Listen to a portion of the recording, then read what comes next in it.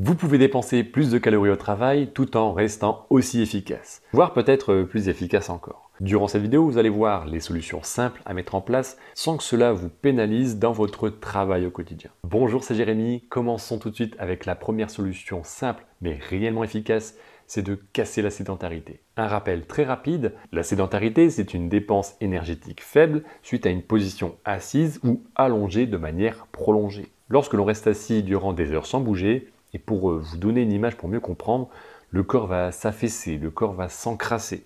Un peu comme une voiture qui ne roule pas durant plusieurs semaines. Lorsque vous tournez la clé du contact, elle tousse un peu avant de démarrer.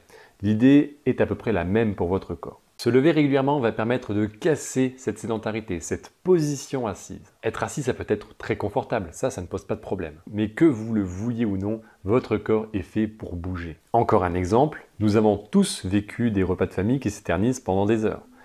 Vous avez certainement déjà entendu dire quelqu'un, ou peut-être vous-même dire « on est plus fatigué à rester assis ». C'est exactement la même chose au quotidien si votre travail est d'être assise la majorité du temps. En plus, se lever et marcher quelques minutes permet de faire une pause mentale, de se ressourcer. Naturellement, vous allez regagner un petit peu d'énergie et votre capacité de concentration va également s'améliorer. Une autre option, c'est d'être actif mais en position assise.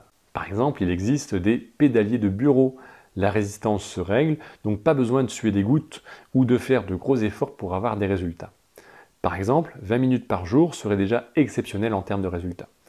Le faisant personnellement, c'est bien de pédaler pour les tâches qui demandent moins d'efforts de concentration dans le travail.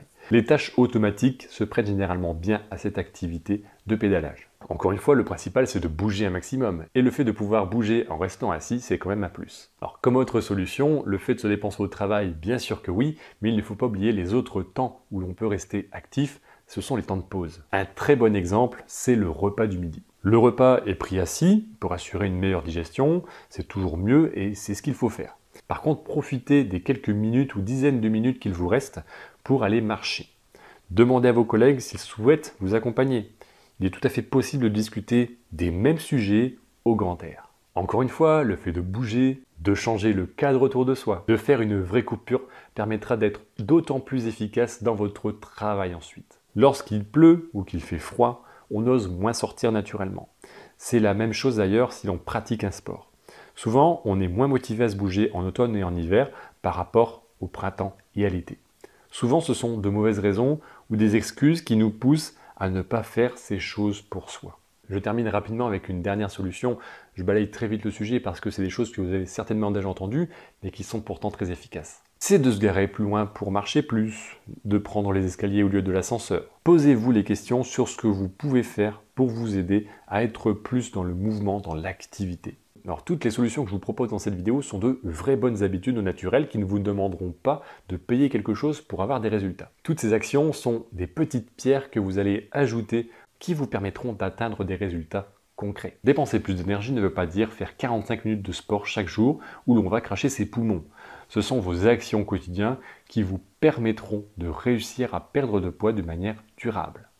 Ces petites habitudes que je viens de citer sont simples et pratiques parce qu'elles ne demandent pas d'efforts supplémentaires. Mais vous pouvez tout à fait les adapter par rapport à votre situation, à votre travail et pourquoi pas votre vie personnelle. Si vous souhaitez que je vous aide pour mettre une méthode en place 100% adaptée à votre situation, vous pouvez cliquer sur le lien dans la description juste en dessous de cette vidéo. Merci de m'avoir suivi jusque-là. Posez-moi vos questions, commentaires si vous en avez. On se retrouve bientôt pour une nouvelle vidéo. Portez-vous bien et à bientôt.